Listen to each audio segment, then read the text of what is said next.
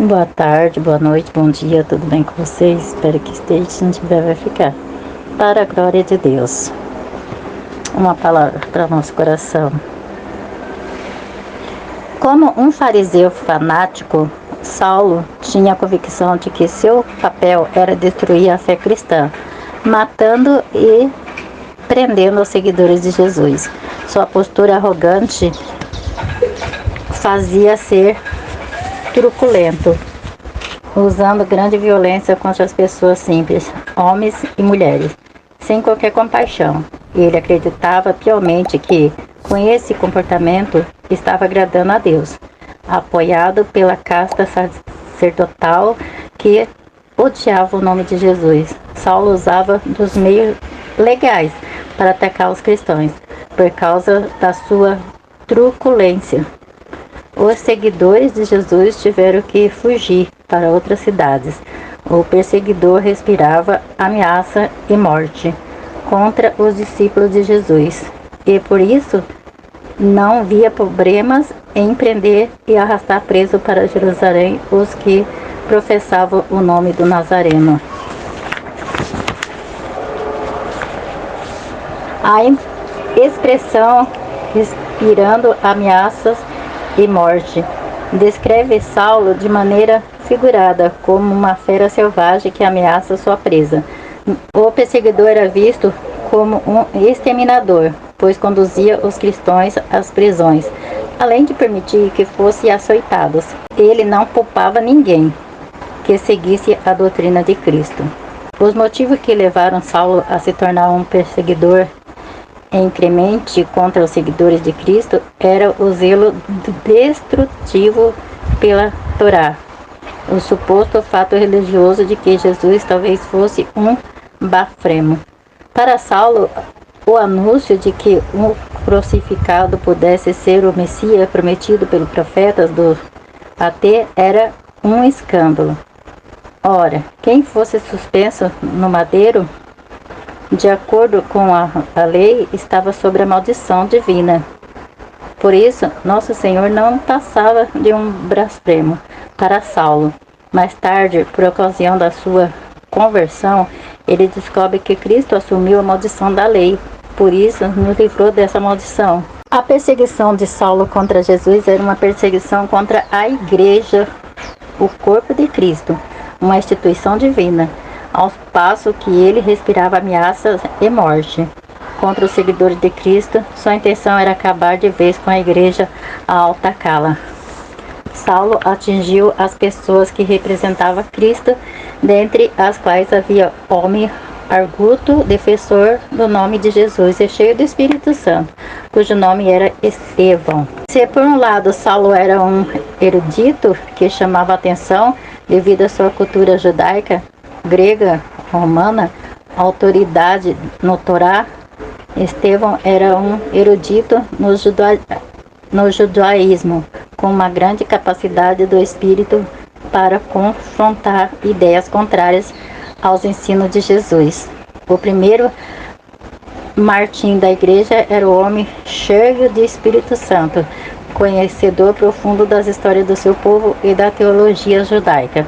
Por isso, quando apontava para Jesus Cristo como clímax da revelação redutora para o mundo, o fazia com autoridade.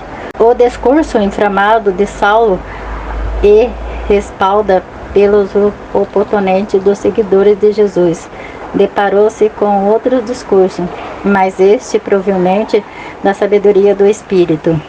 Essa autoridade espiritual de Estevão atraiu a ira dos inimigos de Cristo.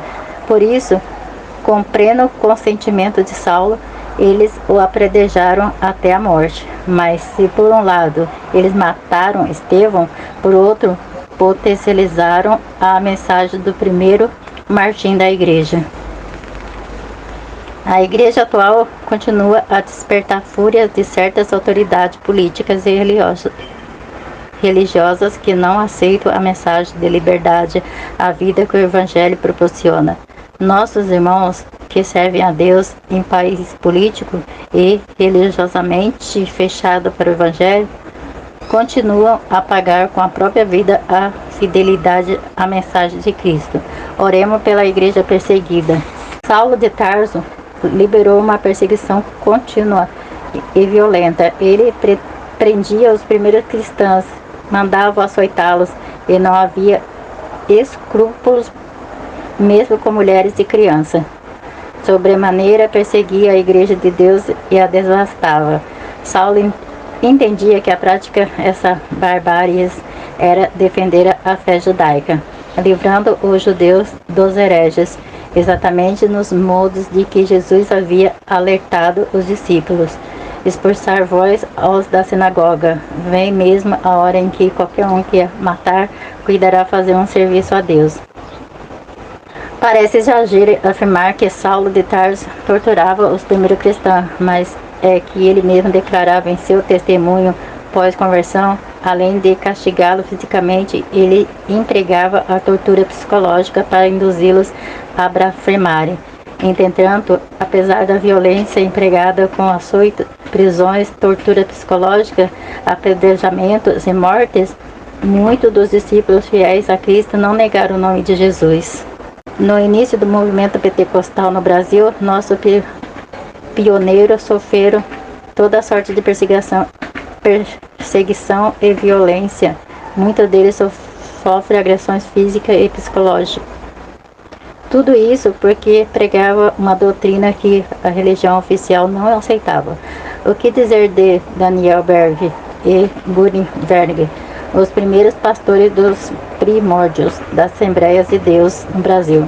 Tantos outros irmãos perseguidos nesse rixões brasileiro. Ao olhar para o passado, devemos chegar ao presente e conscientizar-se de que a obra pentecostal custou alto preço. Glória a Deus, aleluia, louvado seja o nome do Senhor, Deus poderoso, grande Deus. Eita, Deus maravilhoso, Deus poderoso, Deus grande, Deus tremendo. Essa palavra ela se encontra em Atos, capítulo 9, versículo 1, que diz assim: E Saulo, respirando ainda ameaças de morte contra os discípulos do Senhor, dirigiu-se ao sumo sacerdote. Glória a Deus. Se a igreja fosse uma mera organização humana, já teria acabado. Mas é uma instituição divina, edificada pelo próprio Cristo.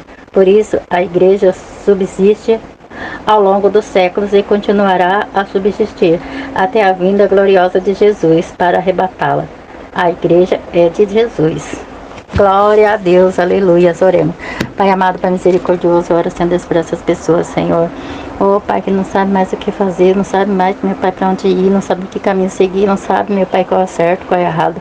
Pai, que o Senhor vai ensinar o caminho certo para eles, meu Pai, porque Paulo, meu Pai, ele estava, Senhor Deus, meu Pai, fazendo essas coisas, meu Pai, mas ele acreditava que ele estava fazendo para o Senhor, meu Pai. Que muitas pessoas, meu Pai, estão em religião, meu Pai, errada, mas elas estão pensando, Senhor Deus, que é para o Senhor. Agora tem outras não, que estão mesmo porque quer, Senhor. Oh, Pai, ensina elas o caminho que elas devem andar, abre os olhos espiritual, abre os ouvidos delas espiritual, Senhor Deus, para que elas venham te conhecer. Pai, para que elas saber que só o Senhor é o único Deus verdadeiro, Senhor. Juntamente, meu Pai, com Jesus e Espírito Santo. Pai amado, Pai misericordioso, abençoa, meu Pai, cada vida, cada pessoa, meu Pai, em nome de Jesus, ó Pai, vai operando na vida delas, meu Pai, em nome de Jesus, restitui, Senhor Deus, meu Pai, restitui a vida espiritual delas, meu Pai, que eu te peço, te agradeço, em nome de Jesus, fique todos na paz do Senhor Jesus.